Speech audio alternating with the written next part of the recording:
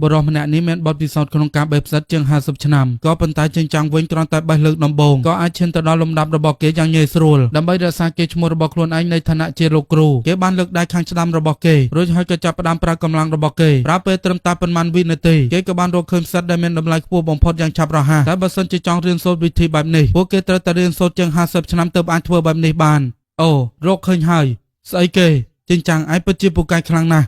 បាទអាល្អិតឯពិតជាប្រកាយពិតមែនទោះបីជានៅខាងក្រៅមើលទៅក្មេងតែនៅក្នុងសាភ្នែករបស់ខ្ញុំវិញបើសិនជាឯងចង់ដល់លំដាប់របស់ខ្ញុំចឹងហោចណាស់ឯងត្រូវតែវឹកហាត់ជាង30ឆ្នាំទៀតទើបអាចប្រៀបជាមួយនឹងយើងបានដោយសារតែក្នុងផ្ទះរបស់គេមានឪពុកជាអ្នកបង្រៀនតែអ្នកណាទៅដឹងថាកូនប្រុសរបស់គេមិនអាចបែងចែកផ្សិតដែលពុលបានតែខ្លួនឯងក៏មិនអាចចោះចាញ់ជាមួយនឹងក្មេងប្រុសត្រឹមតែអាយុ5ឆ្នាំដែលមិនមានគេឈ្មោះបាននោះដែរហេតុដូច្នោះហើយគេក៏បានរកឃើញផ្សិតដែលកម្ររកឃើញគឺដើម្បីយកមុខមាត់របស់គេត្រឡប់មកវិញតែអ្នកណាទៅដឹងថាក្មេងប្រុសម្នាក់នោះមិនត្រឹមតែរកឃើញផ្សិតដែលមានគុណភាពល្អជាងថែមទាំងជាផ្សិតដែលមានតម្លៃថ្លៃជាងសូម្បីតែផ្សិតកម្រមួយនេះក៏អាចរកឃើញបាននៅទីបំផុតលោកគ្រូក៏ទ្រាំឡើងបានទៀតគេក៏បានសម្រេចចិត្តថានឹងប្រកួតយកចាញ់ឈ្នះបើមិនអញ្ចឹងគេនឹងអាត្រាតភ្លាមលោកពុកខ្ញុំសូមអង្វរទៅលោកពុកចាំបន្តិចទៅកុំធ្វើបែបនេះអីខ្ញុំពិតជាពិបាកចិត្តណាស់ព្រោះខ្ញុំនៅតែមានសង្ឃឹមថានៅពេលដែលពួកយើងបានទទួលភ្ញៀវនោះលោកនឹងអាចធ្វើវាបានល្អជាងដើម្បីធ្វើឲ្យការរួមដៃគ្នានៅខាងមុខពីថ្ងៃទៀតយ៉ាងរលូននោះថាវគូគេក៏បានប្រើនំដើម្បីបញ្ឆោតចិញ្ចាំងឲ្យគេព្រមទទួលយកនៅការប្រកួតមួយនេះសូមត្រឹមតែឲ្យលោកគ្រូឈ្នះការប្រកួតមួយនេះនឹងធ្វើឲ្យគេមិនអាចអត្រាតបាន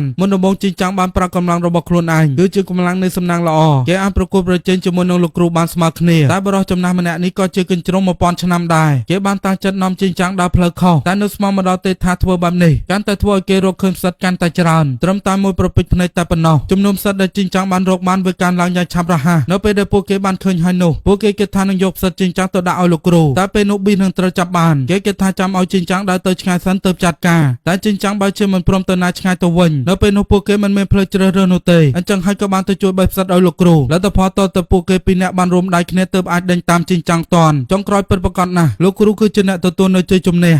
អាហាហាហាឯដឹងហើយមែនទេថាខ្ញុំពូកែប៉ុណ្ណា